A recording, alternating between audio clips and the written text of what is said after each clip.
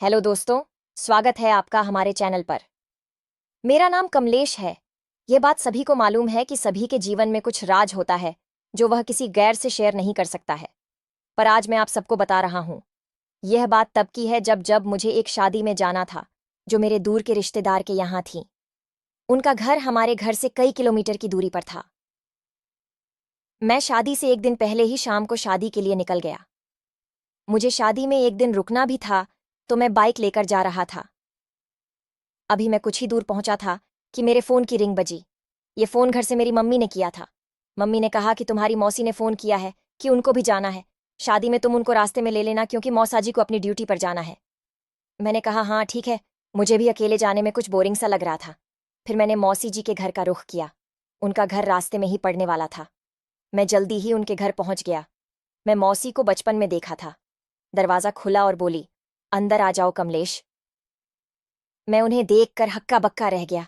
मुझे लगा कि मौसी बूढ़ी सी होंगी, मगर यह तो एकदम कातिलाना लड़की जैसी थी।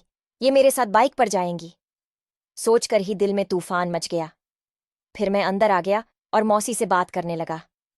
मैंने कहा, मम्मी ने फोन किया था कि आपको भी शादी में जाना है। मौसी ने कहा, हाँ कमलेश, मुझे भी आज ही जाना है और तुम्हारे मौसा जी की ड्यूटी है, वो आज शादी में नहीं जा पाएंगे। इसी वजह से मैंने तुम्हारी मम्मी को फोन किया था। तुम्हारी मम्मी बोली कि तुम अकेले जा रहे हो, इसीलिए मैं सोची कि तुम्हारे साथ ही चली जाऊं। मैंने कहा, मैं तो अकेला ही जा रहा हूं, आप भी मेरे साथ चल रही हैं क्या? मौसी ने कहा, हाँ, बस चलती हूं। पहले तुम ये बताओ कि क्या पियोगे, गर्म या ठंडा? मैंने कहा, कुछ गर्म ही पिला दीजिए। मौसी ने बोला, ठीक है, तुम बैठो, मैं चाय बनाकर लाती हूं। मौसी किचन से ही बोली, और बताओ कमलेश, क्या चल रहा है जीवन में? कुछ नहीं मौसी, क्या चलेगा, बस बोरिंग लाइफ लग रही है। मौसी ने हंसकर कहा, क्यों, कोई गर्लफ्रेंड सेट नहीं किया है क्या? उनकी इस बात से मैं एकदम शॉक हो गया कि मौसी तो बड़ी फास्ट है। मैंने भी उन्हें सीधा जवाब दिया। बोला, मौसी अभी तक गर्लफ्रेंड मुझसे कोई सेट नहीं हुई है, आप ही सेट करा दो शादी में। मौसी बोली, हाँ हाँ, क्यों नहीं। अच्छा ये बताओ कि तुम्हें कैसी लड़की पसंद है? मैंने कहा, मुझको तो कोई भी चलेगी, बस दिखने में थोड़ी ठीक ठाक हो। वैसे भी किसी ने कहा है कि अंधेरे में सब एक जैसी ही लगती है। मौसी हंसने लगी और बोली, तुम तो यार बड़े नॉटी हो।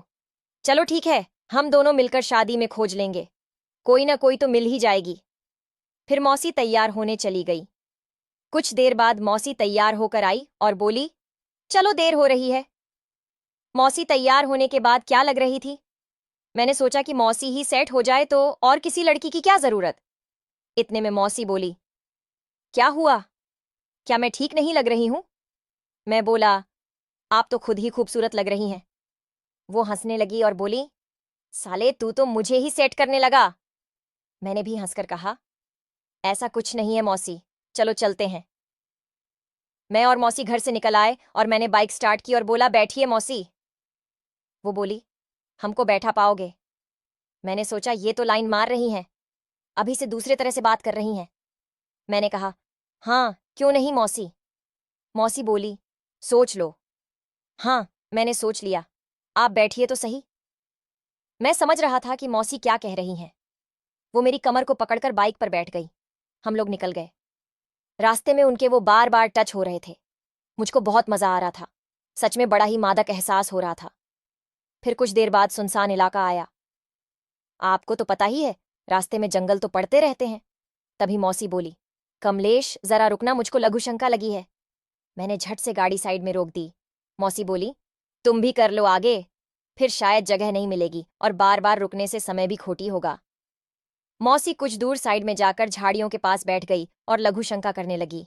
मैंने भी सोचा कि आज क्यों ना मौसी की छुपकर देख लूं। मैं भी उनके पीछे जाकर खड़ा हो गया।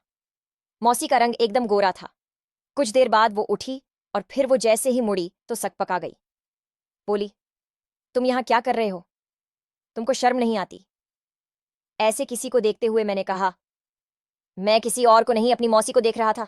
तब मौसी मुस्कुराकर बोली, अच्छा देख लिया, अब चलो। मैंने कहा, क्या मस्त है लगती हो आप मौसी। मौसी बोली, अच्छा, साले तू मुझे ही सेट करने की सोच रहा है, चल अब देर हो रही है। मैं उन्हें इस हालत में देखकर कंट्रोल से बाहर हो रहा था। मैं सीधा उनको गले लगा लिया और चूमने लगा। मौसी ने भी कोई विरोध नहीं किया। इससे मेरी हिम्मत बढ़ गई और कुछ देर बाद मौसी बोली, देखो यार, इधर मुझको गर्म मत करो। यहां लेटने की कोई अच्छी जगह भी नहीं है। दूर हटो और चलो। मैं भी मायूस होकर हट गया और बाइक स्टार्ट करके मौसी से बैठने को बोला। मौसी बोली, क्या हुआ, नाराज हो गया क्या?